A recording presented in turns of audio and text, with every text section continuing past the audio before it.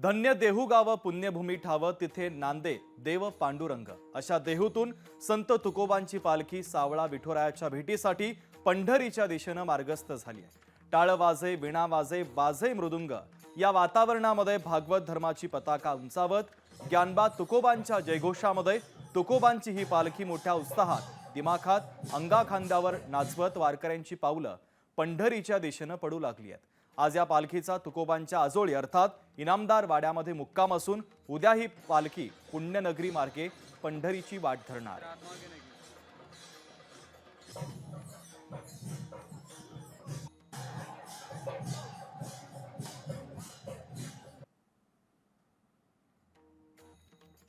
तर इकडे राज्यसभेच्या नवनिर्वाचित खासदार सुनेत्रा पवार यांनी आज देहूमध्ये येत पालखी प्रस्थान सोहळ्यासाठी हजेरी लावली। तुकोबांच्या पादुकांची त्यांनी विधिवत पूजा केली।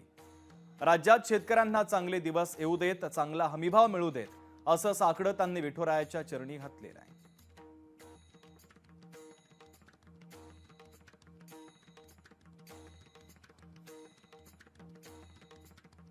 गेल्या अनेक वर्षापासून मी ह्या पालखी प्रस्थानासाठी उपस्थित राहत आलेली आहे।